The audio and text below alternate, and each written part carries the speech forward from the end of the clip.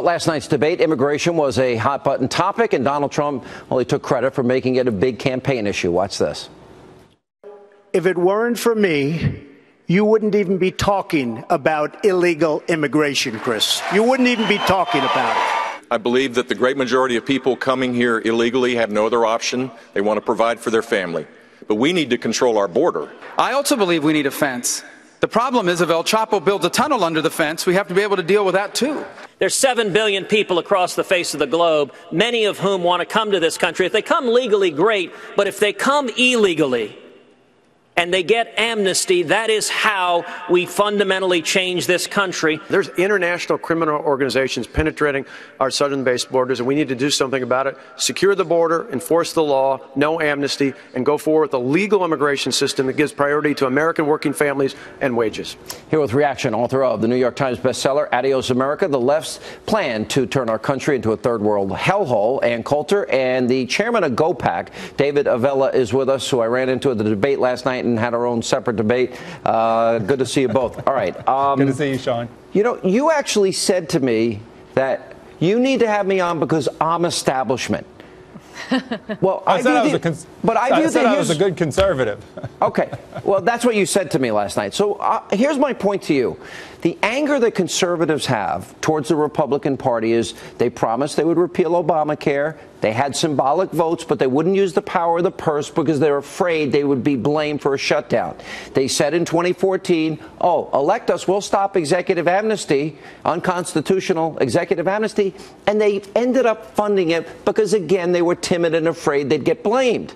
That, to me, is almost unforgivable. If you give your word, your promise, you've got to keep your word. That's why conservatives are angry. Your response? Conservatives have a right to be fired up, to want a president who will actually do things to secure the border and defund sanctuary cities and get better at cybersecurity. But they didn't do it, And we have legislation David. in Congress right now that would do that. We have a president that no matter how much funding we give to Congress, no matter how many times we shut down the government, he's not going to build this fence. Ted Cruz stood out there all by himself, and every one of them had made the same promise, and they abandoned him. That's why we're mad. I understand that. We have had in place legislation and funding to build the fence. We haven't had a president willing to do that. And that's why this election in 2016 is so important. The only way we get a secure border is to have a Republican president committed to doing it. So why don't they fight? Well, amnesty is the big issue. David is right. The Congress has voted for a fence 3 or 4 times, and it never gets built. And it's not just Obama. It's not just Obama. It's Republican presidents as well. Thus, the emergence of Donald Trump. And that's why when he raised his hand at the beginning, I slightly disagree with your point and his point, that the reason he says he won't support the nominee unless it's him, and it's looking like it might be, what is just to maintain leverage. Well, that is when he should have said, no, if any of these candidates will not address the most important issue of our time, this invasion of our borders, an invasion by illegals, no, I'm sorry, party does not take precedence over that. Did Cruz not do that last night? I heard him do that. No, but when they were raising their hands, or one of them raised his hand, saying he wouldn't support the eventual nominee. And I think that was something I would have liked to see a lot more in the debate. What I would like to see, I mean, I noticed this watching it, I'd like to see when the Republicans disagree about things. This is why we're talking about Christie and Rand Paul. Look, you can have one general question where they all distinguish themselves from the Democrats, but let's hear what their positions are on the fence. Yeah, they all say, including Rubio, for Pete's sake, and Kasich managed to start talking about the Ohio budget rather than answer whether he put a fence up. No, most of them won't put a fence up, and most of them have BS excuses for why they wouldn't.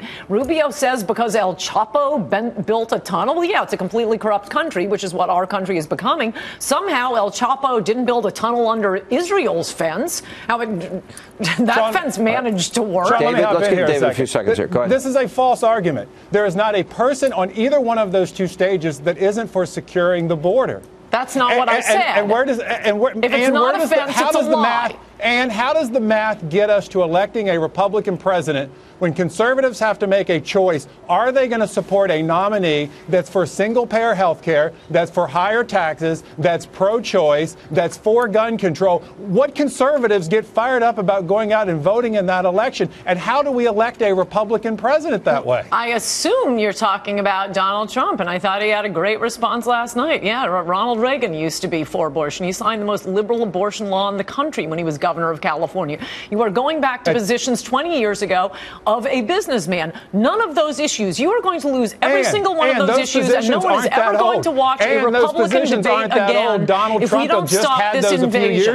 Because the entire country becomes California, and Republican debates will be as interesting as Republican debates are in California right now. Nobody cares because no Republican can get elected. So Fox can enjoy his 24 or 30 million viewers last night. Any future Republican debates and all the issues you talk about are utterly irrelevant if we continue this surge of foreign voters. Right, Americans are going Republican. We're being outvoted by non-Americans the Democrats are bringing in to vote for them. I got to leave it there. Thank you both for being with us. And